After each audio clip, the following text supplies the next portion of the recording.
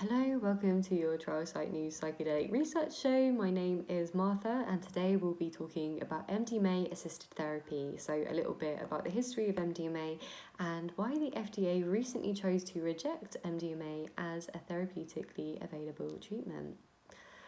So, also known as Molly, ecstasy, MDMA is best known as a rave drug, but before its use in the party scene, MDMA was being investigated by early psychedelic researchers as a valuable tool to aid talking therapy. And this is because MDMA is able to inhibit the body's natural stress response, so people are able to talk about traumatic incidences without going into a state of overwhelm. MDMA also induces feelings of bonding and empathy, which makes it great for establishing therapeutic rapport between the therapist and patient, and also making it a valuable tool in couples therapy. So MDMA got introduced to the party scene in the 1980s, and in 1985 the DEA called it a drug of abuse and criminalized it, making it a Schedule 1 equivalent compound. In response to this, Rick Doblin, a psychologist who was investigating MDMA at the time, established the Multidisciplinary Association for Psychedelic Studies, also known as MAPS. And the aim of the organisation was to conduct controlled FDA-approved research into the use of MDMA and other psychedelics to help get them approved and make them available.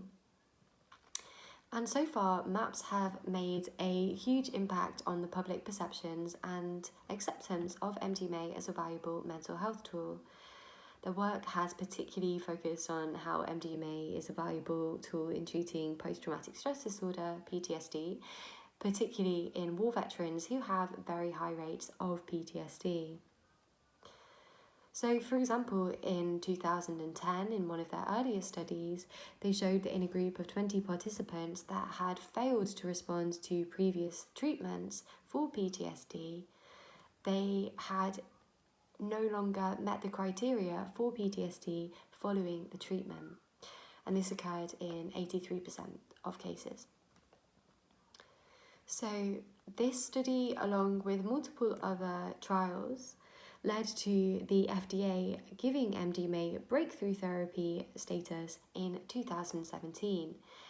And this would mean that they expedite or speed up the development and review of MDMA as a medically available compound.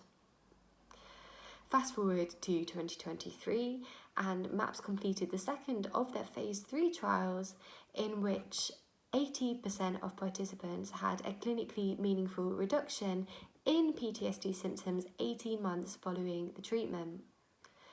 The same year, the Therapeutic and Goods Administration in Australia, like the FDA in the States, so Australia's Medical Regulatory Authority, approved MDMA as a treatment for PTSD.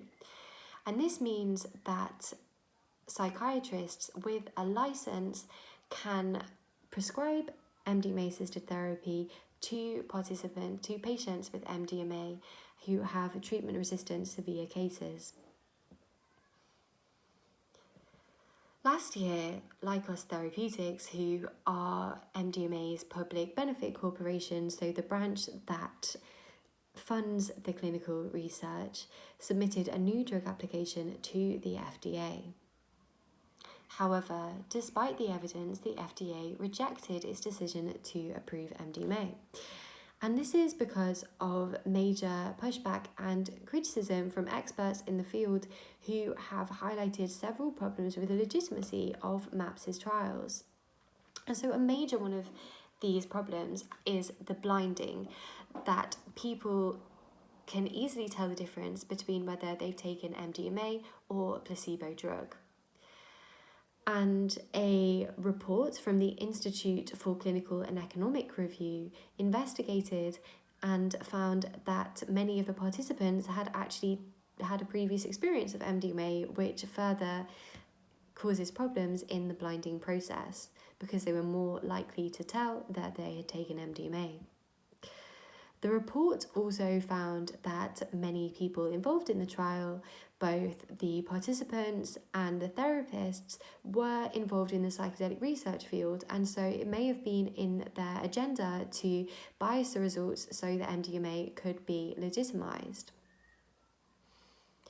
In addition, concerns have been raised about the long-term side effects of MDMA, that the current research doesn't have enough evidence for the long-term safety of these therapies, and evolving research is demonstrating long-term challenges that can last after psychedelic-assisted therapy, including MDMA-assisted therapy, for years after the trial.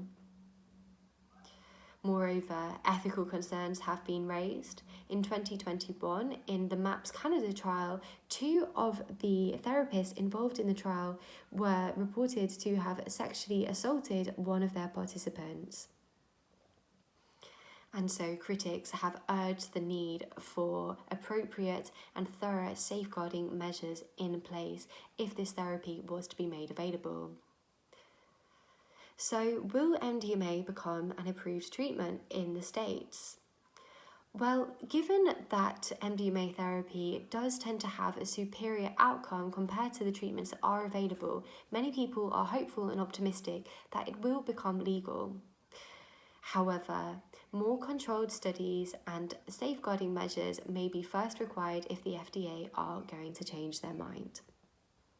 If you have any thoughts and perspectives about MDMA research and therapy, please do leave them below in the comments. Thank you.